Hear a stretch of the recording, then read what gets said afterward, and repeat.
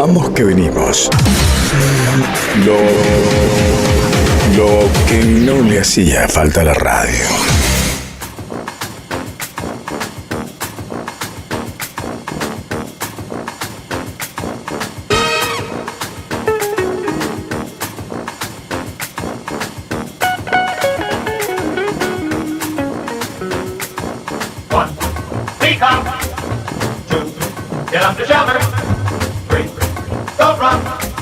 Obey your air raid warden. 4, stay home. 5, keep off the highway. 6, don't fall. Obey your air raid warden.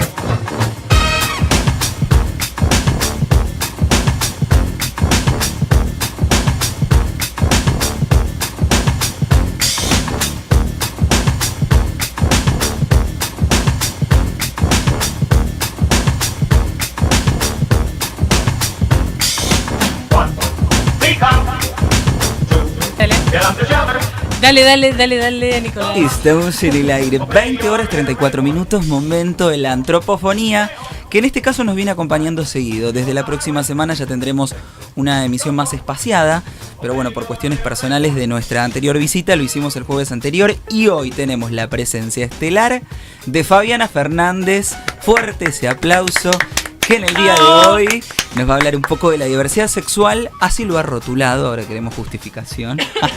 Justifique 2 puntos abajo, y los vericuetos del otro. Bienvenida, Fabiana, ¿cómo estás? Muchas gracias. ¿Cómo les va? ¿Todo bien? Todo si bien. querés acercarte un poquito más al micrófono, así te escuchamos Ahí se escucha mejor. perfectamente. Ahí se escucha perfecto. El chino, ya que me El recibió. chino, el chinito.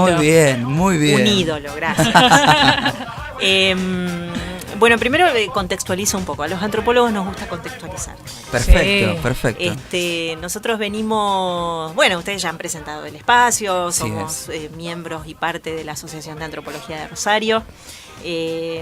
Somos un grupo de antropólogos, aunque parezca que somos pocos, somos muchos. Aparecemos, por eso ahora nos tienen cada semana, a veces cada 15 y a veces cada 30 días. Aparecemos y desaparecemos.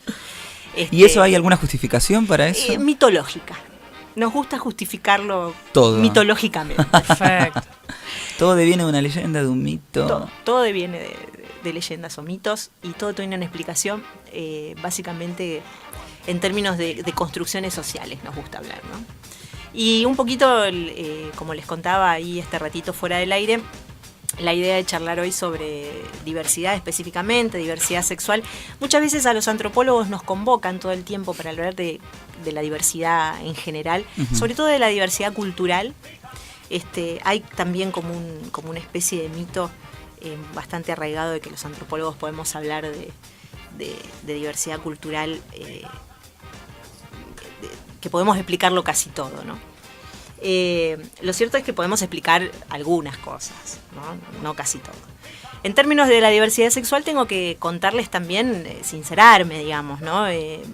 Cuando estoy empezando, avanzando en el abordaje del tema, no lo quiero plantear como una problemática porque también somos bastante afectos los antropólogos de hablar de problemáticas y quizá no eso empantane un poco la discusión, digamos, o el debate que queremos dar. Pero básicamente hablar de diversidad sexual nos pone en la línea de hablar sobre sexualidad, ¿no? Que es un tema bastante complejo, que a todos nos da como una especie de nos acomodamos en el asiento. Hablamos de sexualidad con nuestros hijos, con nuestros sobrinos, con nuestros padres. Claro. Y ahí, ¿no? Como que hay que acomodarse. Así que, bueno, eso también nos insume un desafío, como 2 líneas de desafío. Una es la discusión por dentro de la academia, digamos, y la otra discusión es más en términos de culturales, digamos, ¿no? Más en términos sociales. En principio, una de las cosas más interesantes que aportamos como antropólogos cuando pensamos distintas problemáticas, pero específicamente la diversidad sexual. Vuelvo. No para de hablar, me miran los chicos no para de hablar. Nos encanta. No, el paréntesis que quiero hacer es que no soy una doctora en este tema, estoy empezando, arrancando con el tema de diversidad sexual. Hay otros antropólogos y otros compañeros y compañeras que podrían ser mucho más duchos en esto, más específicos. Uh-huh. Pero en principio lo que les quería contar o lo que me gustaría poder aportar a este debate es la idea de que la sexualidad, cuando hablamos de sexualidad no hablamos de nada natural, ¿no? Uh-huh. Es como la primera deconstrucción que me gustaría que hagamos, digamos, o que el aporte que podemos hacer, ¿no? Y tiene que ver con esta idea en la que creemos, ¿no? Que es que la sexualidad, así como muchos otros aspectos de lo que es nuestra vida social, es justamente una construcción social, ¿no? Es decir, que tiene una base, una raigambre política, histórica, económica, ¿no? Digo, cuando hablamos de sexualidad no hablamos de algo, lejos estamos de hablar de algo natural, ¿no? Uh-huh. Entonces, bueno, en ese sentido tenemos ahí como obviamente varias líneas teóricas que hablan sobre diversidad.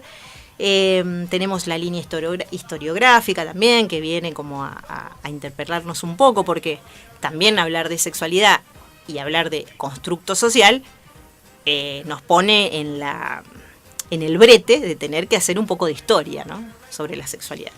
Y para eso ya lo tenemos por ejemplo, al señor Foucault, que ha hecho más bien ha hecho un recorrido muy interesante, entre otros autores y escritores. Tenemos también a todos los autores, a las autoras que vienen. Bueno, ustedes estuvieron el jueves pasado con Ana Esther. Con Ana Esther, que seguramente les ha aportado mucho sobre género. Sí. Y hablamos un montón también de algunos autores que han aportado muchísimo a diversidad sexual, Judith Butler. Son todos además autores que no vienen estrictamente de la antropología, pero sí de la sociología o de la filosofía, y la verdad que enriquecen mucho nuestros debates. Decir que los antropólogos, una de las cosas que un poco nos reprochan es que cuando hemos abordado el tema de la sexualidad, han sido sobre todo los antropólogos clásicos, los que nosotros denominamos como nuestros padres y nuestras madres, ¿no? Como todas. No podría pensar ahora quiénes serían los padres del periodismo, las madres del periodismo. Claro. Qué difícil. O de la locución. O de la locución, por ejemplo. De la comunicación en sí. Claro. Liliana López Foresi sería, por ejemplo, una. Podría ser. Qué difícil, ¿eh? Sí, sí. Bueno, en nuestro sería caso. Sería como un ejercicio interesante, que ustedes lo hacen. Rodolfo Walsh. ¿No? Rodolfo Walsh. Ahí me gustó. Sí, claro que sí. Lo digo también en términos de, esto de recuperar un poco también la historia de nuestra formación académica, sobre todo. Pero bueno, nosotros tuvimos padres y madres muy interesantes. Ellos, quizá ya los hayan nombrado, algunos de los compañeros que han venido, Malinowski, Margaret Mead, Ruth Benedict.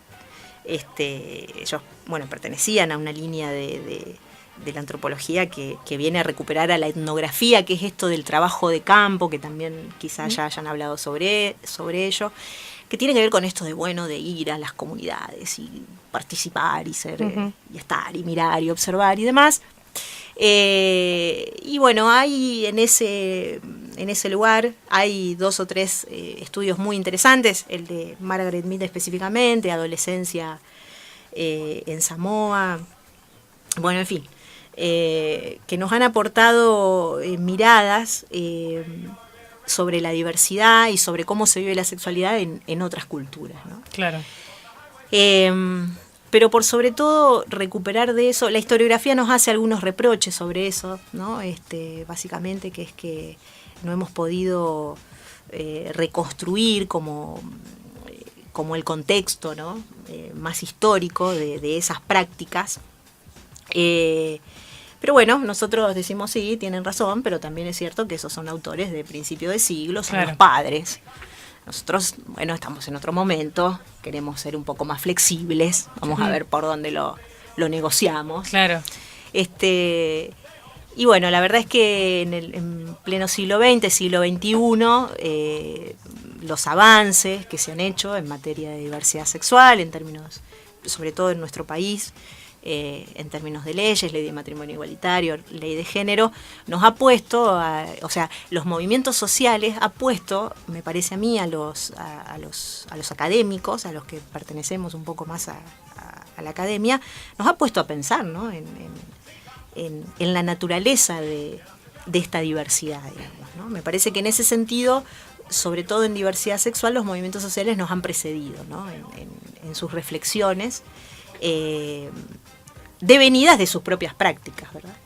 Y nos han puesto en ese sentido a los académicos a pensar un poco sobre eso. Me parece que también un poco cuando hablamos de que nada es natural, ¿no? También estamos un poco como debatiendo, ¿no? con ideas bastante enraizadas, como la discriminación, por ejemplo, ¿no? Nosotros tenemos un texto paradigmático en antropología que a mí me gusta mucho citarlo siempre, que es de Eduardo Menéndez, que se llama Racismo y odio del otro, y me quedo con esa parte del odio del otro, digamos, cuando esta diversidad o esta diferencia, cuando nos preguntamos por qué esta diferencia genera, ¿no? Tanto odio, un odio tan irracional que hace que le puedas quitar la vida, ¿no? A alguien distinto. Y en ese sentido vuelvo, ¿no? a cómo nos pone la realidad todo el tiempo a reflexionar y a debatir con nuestras propias concepciones, ¿no? Hace apenas 2 semanas tuvimos la masacre en Orlando, en el pub, en el boliche gay en Estados Unidos. 2 semanas antes también bastante invisibilizado, el caso de un boliche también gay en Jalapa, en México, donde murieron también, donde entran grupos o una persona y, ¿no? abre fuego, como con la excusa de, yo digo excusa, ¿no? De la homofobia, cuando en realidad es mucho más profundo esa enraizambre de odio, digamos, ¿no? Así que la verdad que nos pone en un desafío permanente pensar la diversidad. Particularmente hoy hablamos de diversidad sexual, aprovechamos también que esta semana es la semana del orgullo. El martes fue el día del orgullo gay. Bueno, es un día también, si quieren les cuento también eso un poquito, ¿no? Sí. Un poquito de historia sobre el día del orgullo gay. En verdad es una fecha arbitraria, digo yo, ¿no? También un poco porque es devenida como publicitaria, ¿vos querés decir? No sé si tanto publicitaria como devenida de una historia más del movimiento LGTB, porque es una fecha que se conmemoran los disturbios en Estados Unidos, en un bar mítico que había en Nueva York, el Stonewall Inn, en el barrio, en Greenwich Village. Ahí en 1969, un 28 de junio de 1969 se hace una razzia en el boliche. Y esa fue como la marca de la primera resistencia, ¿no? Porque cuando entran los grupos policiales, las personas gays y lesbianas y trans que estaban, dijeron, no, vos no me tenés que llevar preso por mi orientación sexual, ¿no? Y hubo disturbios durante toda esa noche, resistencias, digamos. Entonces se toma como un momento mítico, digamos, fundacional del movimiento LGTB, ¿verdad?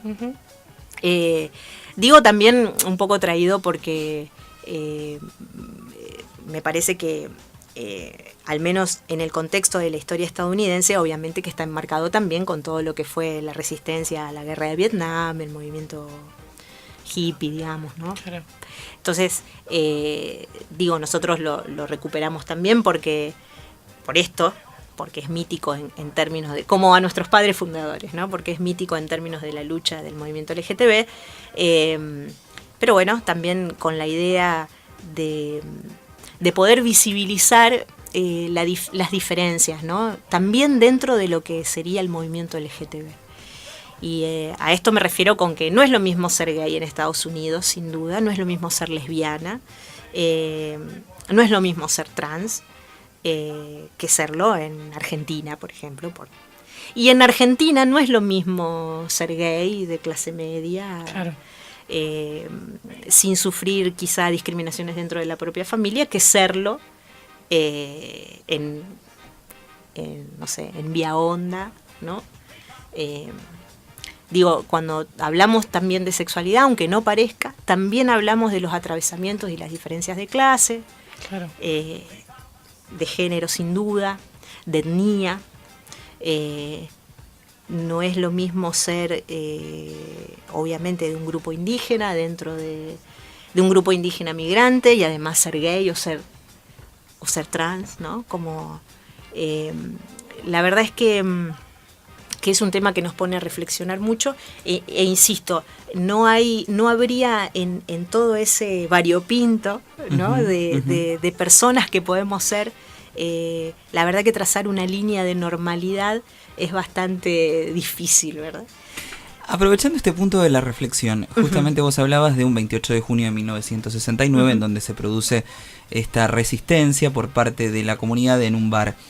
Y tomando también el punto que vos nombrabas de esta masacre ocurrida en Orlando y estos tiempos que corren, ¿se podría considerar como una especie de fragmentación? Vos ves que pueda dar paso paulatino, no rápido, porque generalmente estos movimientos tan fuertes se ven en el paso del tiempo, ¿no? Como una especie de paradigma lo que ocurrió para un devenir futuro, para una concientización futura, ¿o no lo ves que esté ocurriendo en este momento o que den los márgenes históricos como para que ocurra? Me encanta la pregunta, porque incluso dentro del mismo movimiento LGTB, lo de Orlando generó un debate muy interesante. Porque no es casual que haya sido la mayor de todas, quitando lo de gay, heterosexual, homosexual, es la mayor masacre ocurrida en Estados Unidos, en un país que no decimos cotidianamente, pero sí ocasionalmente, lamentablemente ocurren estas masacres. Y sin embargo esta es la mayor, con la mayor cantidad de víctimas. Sí, es cierto. Hay algo más ahí que nos ayuda a pensar, y que a mí particularmente me ayudó mucho a pensar, que es que dentro del mismo movimiento LGTB, las voces más interesantes que se pronunciaron respecto a este hecho tenían que ver, de referentes, ¿no? Del movimiento LGTB, tenían que ver con el hecho de, había una frase, digamos, que estaba circulando, que me parecía muy interesante, que no con nuestros muertos, ¿no? Era la frase. Vamos que venimos, vamos que venimos, vamos que venimos. Un popurrí de cosas incongruentes. Vamos que venimos.